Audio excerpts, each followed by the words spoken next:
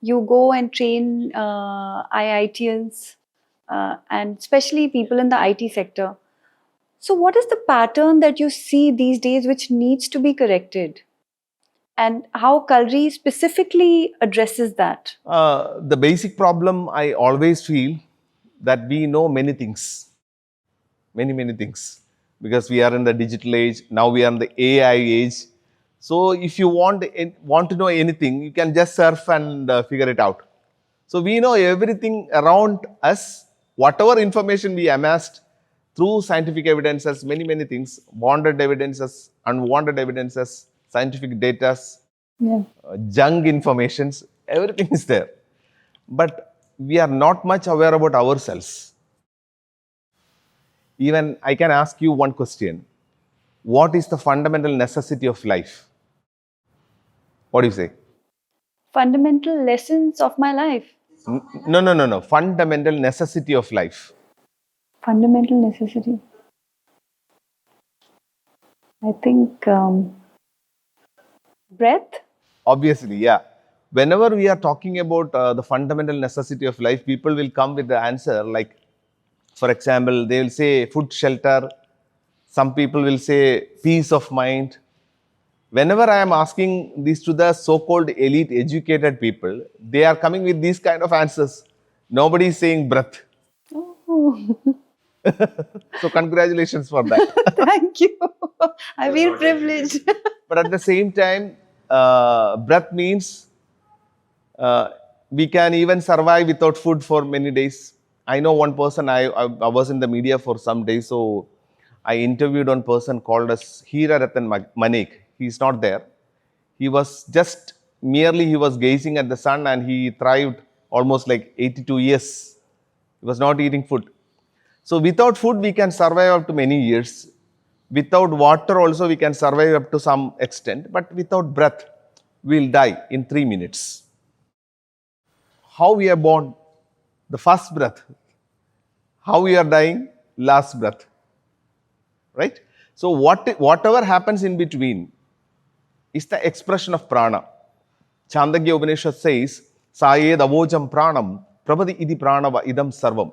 Whatever I experience in this life, whatever I experience in this universe is the expression of prana, so I bow down. So basically there is a concept called as breath per minute. That means how many inhalation and exhalation you do in 1 minute decides your lifespan. For example, if you are checking a rat with a breath per minute of 180, it lives 2 years, you know. If you are looking at a doggy with the breath per minute of 60, lives almost like 15 to 16 years. Do you know the longest lifespan animal? Tortoise? Yeah, it's tortoise. This quiz, I am a quiz master and you are answering perfectly. So anyway, turtles, the breath per minute of turtles is 2 to 3 or 4 and they live 250 years. That means absolutely your longevity is decided by breath. But we don't know how to take the breath. Even I can ask you another question. Are you confident that you are breathing properly or not? I feel I'm breathing properly because I do yoga. But I know Yeah. people, they don't realize that they're actually breathing in the opposite way. They're inhaling and then they should be exhaling at that time, like that. Yeah. Yeah, definitely. Another factor is breath is controlling your mind. Hadayoga Pradipika says, Chale vade chalam chittam, nischalam bhaved. When the breath is disturbed, mind is disturbed, and vice versa. You know, the autonomous nerve system, the parasympathetic, sympathetic nerve system is completely controlled by the breath. All emotions are balanced by breath. You can check a small girl crying. After she cries, she starts sobbing. Sobbing means what? Breath is manipulating in such a way to settle down her. Yeah. If you are depressed, these long sighs will come. Yes. So, whatever emotion, if you are triggering to any kind of emotions, breath will come and manipulate and settle down you. So, your mind is controlled by breath. Your longevity is controlled by breath. But at the same time, Generally, we don't know how to breathe. Sometimes we don't even realize it, We don't realize it Yeah. sometimes. Yeah, yeah. So the self-exploration part is missing in the Indian youth. Globally, if you are thinking, the, they don't know about themselves. Actually, when you were talking about the number of breaths, in Mahabharata as well, Bhishma Pitama, for example, he lived very long, for very long. Yeah. And it is said that, he used to do this breath work and he was celibate and he would contain his energy like that, Yeah. right? So it's also in our, these epics. No, it's very simple. All Siddha says, Kayame idu poyyada, idu kaachada itta payyada. They says this physical body is an illusion. This is just an airbag. We have the 10 air currents, actually the Prana, Pana, Samana, Vyana, Naga, Kurma, Krikara, Devadatta, Dhananjaya. In experiential knowledge, these faculties are working properly. For example, Prana has two functions. One is the respiration, second one is talking. Sound comes when an air column is reverberating from here on your vocal cord and sound is coming. When the prana is less, your voice is less. If you are checking an old woman, for example, if she talks, the voice is less just because the prana shakti is less. Apana means it is a downward push which is functioning for the excretion, sexuality. And Apana has two variants also. One is Sutika Vayu and Prajapati Vayu. Sutika is pushing the fetus out of the mother's womb. At the same time, Prajapati is holding the fetus within us. So we actually studied many, many things about life. So Even our fascinating. ancient siddhas and rishis. Yawning, vomiting, winking of eyes. These are all pranic palpitations. So this is actually a pranamaya sharira, and Kalari teaches how to maintain balance, enhance this prana in a better way. Because if pranas are enhanced, you will get a strong mind. Basically, it leads to get a strong mind. Even the study shows the mind is more energized. If you have a strong mind, a good body arises from a strong mind.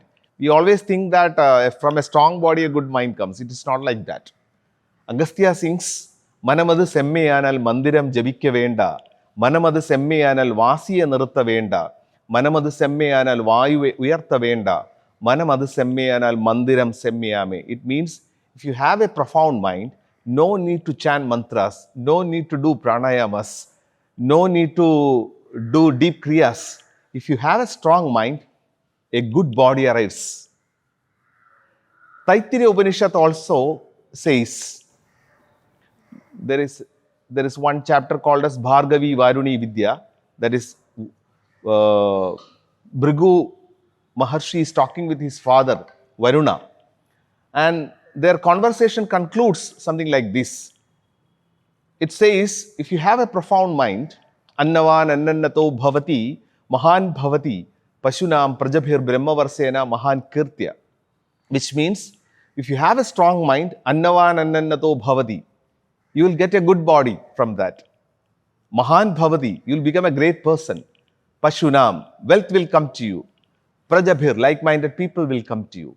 Brahmavarsena Mahan Kirtya, then you will become a glorified one.